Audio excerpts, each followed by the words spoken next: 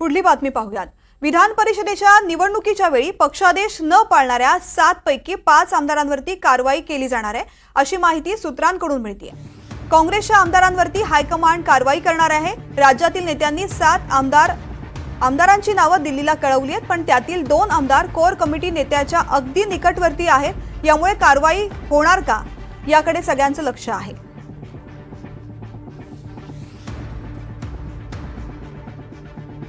पक्षादेश न पाळणाऱ्या 5 आमदारांवरती कारवाई करण्याची शक्यता आहे। विधान परिषद निवडणुकीमध्ये पक्षादेश न पाळल्यामुळे कारवाई केली जाणार, हे आधीच या संदर्भामध्ये नाना पटोले यांनी सुद्धा स्पष्ट केलेलं आहे।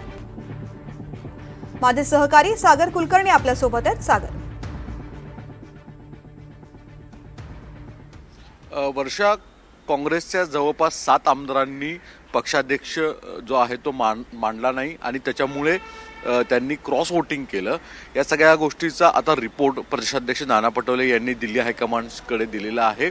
यातील 5 आमदार जवळपास कोण आहेत हे सर्वसामान्य सगळीकडे चर्चा त्याची झालेली आहे, पण जी आपल्याला NDTVला माहिती मिळाली त्यानुसार 2 आमदार मात्र फार गोपनीय स्वरूपामध्ये त्यांची नावं ठेवण्यात आलेली आहेत। विशेष म्हणजे काँग्रेसचे राज्यातल्या दिग्गज नेत्यांचे हे अतिशय जवळचे आमदार असल्याची माहिती मिळते।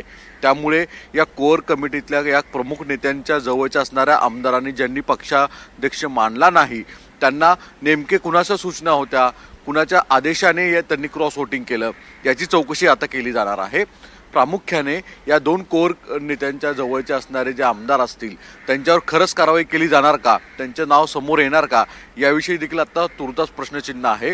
याचं प्रमुख कारण म्हणजे जर या आमदारांनी काही विकास निधी घेत किंवा काही प्रलोभनाला बळी पडून मतदान केलं असेल तर भविष्यामध्ये या आमदारांचे नावं समोर येणं हे काँग्रेससाठी सुद्धा फार मोठं धोक्याचं आहे। कदाचित त्या आमदारांवर कारवाई होण्याची शक्यता कमी वर्तवली जात आहे। राज्यातल्या नेत्यांच्या अनेकांची एकमेकांच्या विरोधात असणारी कुरघोडी आणि एकमेकांच्या असणारी अंतर्गत मतभेद यामुळे या वेगवेगळ्या नावांच्या आमदारांची नावं समोर माध्यमांमध्ये पेरली जात होती, त्याची चर्चा घडवली जात होती। पण आत्ता जी NDTVला माहिती मिळते त्यानुसार 2 अतिशय कोर आमदार आहेत, त्यांच्या जवळचे आहेत, जे राज्यातले प्रमुख नेते आहेत काँग्रेसचे।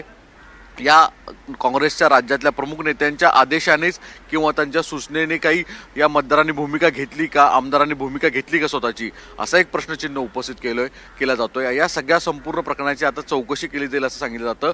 इंटरनल काही रिपोर्ट्स ते देखील क्रॉस व्हेरीफाय केले जात आहेत की नेमकं खरंच या आमदारांनी का वोटिंग अशा स्वरूपामध्ये केलं, त्यांना कोणी सूचना दिल्या गेल्या होत्या का, याची देखील आता चौकशी केली जात आहे। पुढच्या 48 तासामध्ये उर्वरित आमदारांवर निलंबनाचे आदेश दिले जातील असं सांगितलं जातं। मुंबईमध्ये 19 तारखेला काँग्रेसच्या कोर कमिटीची कार्यकारिणी बैठक आहे। तत्पूर्वी अशा स्वरूपाची कारवाई ही समोर येईल, पण तूर्तास उर्वरित जे 2 आमदार आहेत त्यांच्याबाबतचा निर्णय काय होणार, त्या आमदारांचं नाव जाहीर करण्याची ठोस भूमिका काँग्रेस दिल्ली हायकमांड नेते घेणार का, याकडे सगळ्यांचं आता लक्ष आहे। वर्षा, सागर, पक्षादेश न पाळणाऱ्या सगळ्याच आमदारांवरती कारवाई होते की ठराविक आमदारांवर कारवाई होते आणि नेमकी कारवाई केव्हा होते हे पाहणं महत्त्वाचं असेल। धन्यवाद संपूर्ण माहितीसाठी।